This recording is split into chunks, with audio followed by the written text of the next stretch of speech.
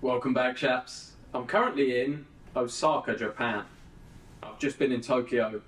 The reason I took a trip here was because I love Japanese culture, and more specifically, I love the culture of the samurai. I think when a type of person, a type of culture is remembered for so long as heroes, as something that we all admire. Everybody admires the samurai. I've never met a single person that doesn't like the samurai soldier and the samurai way of being. It gives you a very clear indicator of what we should be as men. But in the West, I feel like it's forgotten. It's like, oh, that's just the thing from the movies. That's not how a man should be. Like, that's not the real world. But that was the real world for these people. That was the way that they lived, and they've been admired. And I think to myself, well, how would we be admired? Like the 21st century man, like who would admire us? They'd look at us more like a parasite than anything honourable to the world. And that's why I wanted to make this video about becoming a modern day samurai, about us all becoming something that we can be remembered for, about men that still live with honour and loyalty and justice, compared to the people that just live for the internet and the money and the fame and kind of everything that's wrong with the world. So I wanted to give you a quick video on how I would become a modern day samurai, some things that I bring into my life.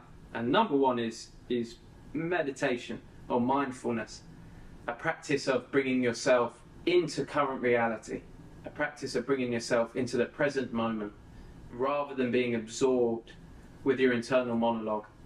Because there's not many people that I meet that are able to escape their internal monologue, and this was a very important practice of the samurai, was being able to quiet the mind. But most people now do not need to quiet the mind because they can distract the mind through social media, through going out with their friends, through drugs and alcohol. They never need to seek real refuge in the quiet of the mind, which is very, very important for a man, because that's where you gain wisdom, that's where you gain insights, that's where you relax and find peace. But most people never gain control over their internal monologue, because I only realised this quite recently, but your internal monologue is not you. The version of you that is underneath that internal monologue is what is you. You are internal, you're not the thoughts in your mind. That's kind of like your monkey brain, the thing that just talks to you all the time. And when you learn to quiet it, that's where you find your wisdom, that's where you find your peace, that's where you find your moments of wisdom. And for myself, I try and I don't meditate in a traditional sense, I don't allocate blocks through the day, but I like to just sit quietly and focus on one thing. Quiet the mind and focus on one thing. So I might just look at a picture, I might just look at this glass, and all I see is the glass. And there's no thoughts about anything I'm doing, no thoughts about the glass. I'm just looking at the glass, and it's the only thing I focus on for 5 minutes. Sometimes I close my eyes to think about pink elephant, and I find it to bring me great peace. And it was a way that the samurai used to meditate. It was the way that the samurai used to clear their minds. Number two, you must develop a code, a warrior code for yourself. Going through life as a man without a code is so difficult. You don't need to think about every single decision that you make. When you have a code of conduct to construct your life by, it's much easier, because you just know, does that go with my rules or does that go against my rules? And the samurai had the Bushido code, and the Bushido code was one of honor, righteousness, loyalty. They were the most important aspects of the Bushido code, and every samurai knew the code, and they knew if something was for or against the Bushido code. So I believe every young man should have a code of conduct, 7 rules that he writes down for himself, things that he does and does not do in his life. So when a decision has to be made, he can consult the code rather than consulting his monkey brain in the time that this thing happens. He can look at his code that he wrote, and he can decide if that's a good choice. Trying to live life without a code is very, very difficult. So that would be one piece of advice I give you to becoming a modern day samurai, a righteous man in the 21st century, is develop a code of conduct based on righteousness and loyalty. Number 3 is you must train the body. You must become the best physical specimen that you could possibly be. There's a lot of shortcuts to success in the 21st century. People that think if they've got all the money, they don't need to build the body. That's completely wrong. The body is the vehicle that you express yourself in to the world. and you should make it the most beautiful vehicle it can possibly be. And you will find such joy in becoming the best version of yourself physically. When you build a real physique, when you build the best possible physique, you learn to fight, you learn to become dangerous. You'll feel so proud of yourself. You'll have such inner confidence and inner self-belief that can't be taken away. That's a beautiful thing about the body, the things that you learn, the body and the mind, any work done towards the body and the mind, money and possessions and all those things, friends, girlfriends, girls, parties, the lot, can all be taken away. But the body and the mind, the things that you learn, you keep forever. You'll never lose these things as long as you maintain them. So I think they are really an area of focus for a young man, and training the body is something that you should start doing immediately if you're not currently doing. You should be in the gym, you should be learning to fight, and you should be learning to become the most beautiful version of yourself, to use the gift that God gave you. Number 4 is to serve others. I've found great peace in my life recently by serving other people, by just thinking about other people, not really giving a fuck about myself. I got myself sorted out, I know I'm doing the right things for me. But when you serve other people, it gives you great peace. And one of the codes of the samurai was to serve others.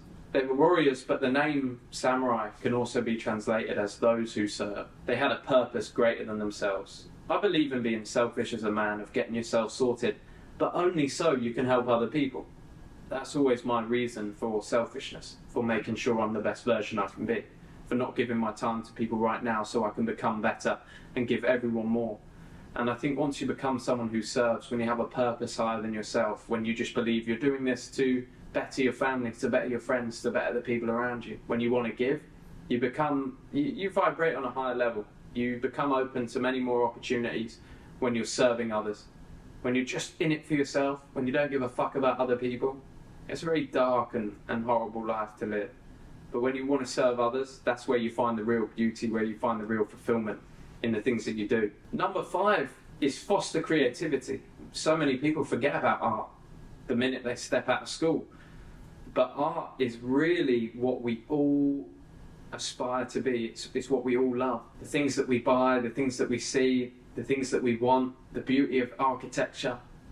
Everybody on this planet is inspired by art, but most people think analytically. They think of business and numbers, and they forget the craft of art, of giving something truly unique to the world, which any single one of us can do. Any single one of us can give our unique gift to the world, the way that we see the world, the way that we see things. And everybody forgets about art, but the only thing that's truly unique, especially in a world that is beginning to become more AI generated, the only thing that's unique is art from the human form. So spend some time to be creative in poetry and music. One of the biggest drivers of my life, one of the biggest things I focus on is music. I would actually say that a lot of my brand is built around music, around the music that I love, the way that it makes people feel. People are looking for feeling and connection, something true and authentic.